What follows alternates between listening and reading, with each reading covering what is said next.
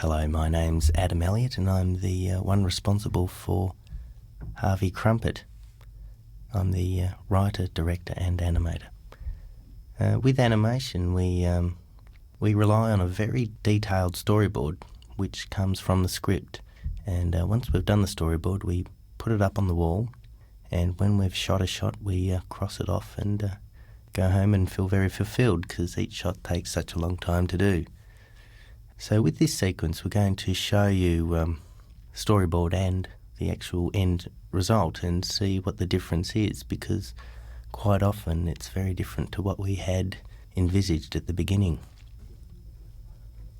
With the Busby Berkeley dream sequence we had a lot of fun here because in my previous film Brother I'd animated the TV screen and enjoyed doing it so much that I thought in Harvie we'd do it again, but in a much more sophisticated way.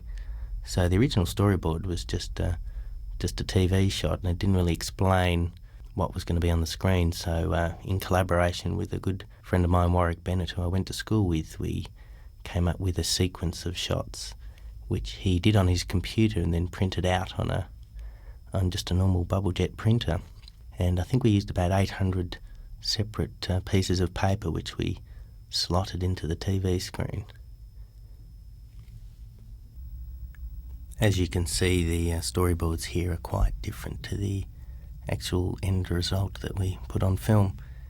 It's very hard in a single frame of a storyboard to give all the details about the art direction you want, and so when we got to this part of the film we really had a field day in designing the interior of Val's apartment. We did a lot of research on what an apartment in Melbourne in the 70s looked like. We got to do all sorts of things with just the little accessories like the little birds on the wall behind Harvie and Val's bed, sourcing sort of fabrics, doona covers, what sort of bed Val would have had at that period. Also here too we weren't quite sure how to introduce little Ruby, so I'd just seen the film American Beauty at the time and I loved the way that they put that actress in the bed of roses, so I thought, well, we could put little Ruby in a bed of black teddy bear fur, but unfortunately the camera didn't quite pick up the subtlety of the fur, so it looks like she's sort of floating in outer space.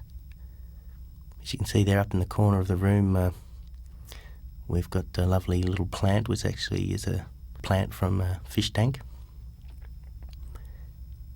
Again, little subtle effects like the lighting, the light coming through the Venetian blinds behind Ruby is something we thought up on the day.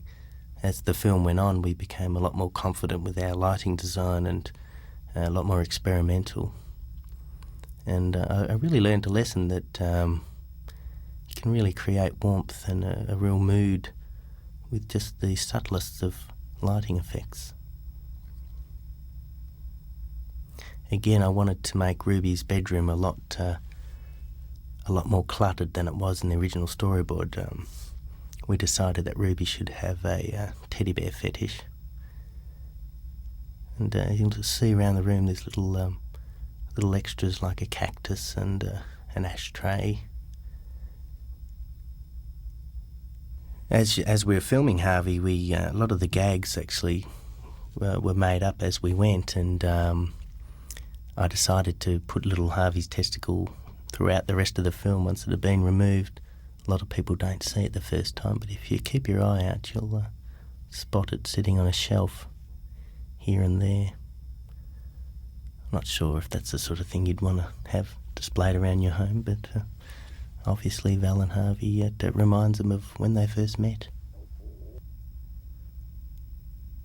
At this point of the film decided to have a little homage to Alfred Hitchcock. When Val dies, I wanted to make it very sort of tragic and use a sort of overhead shot.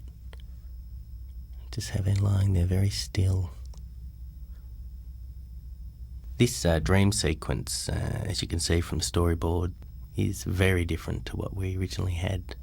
I really want to keep this part of the film loose, and we decided to shoot this last. And at this point of the film I was really living off those energy drinks and eating tinned fruit, and was animating very, very long hours. and I think I was slightly hallucinogenic myself. So it suited perfectly what we were trying to do here. A lot of the shots we made up on the day, and we just wanted to make the scene as chaotic and heavenly as possible. On Harvie, there's a lot of statistics, and the film took 14 months to shoot. It cost almost $390,000. On average, we were shooting between 3 to 5 seconds a day, and we're very, very proud that we used no computer animation. There's not one frame of CGI in the film. Sometimes I wish there was, but at this point I'm glad there's not.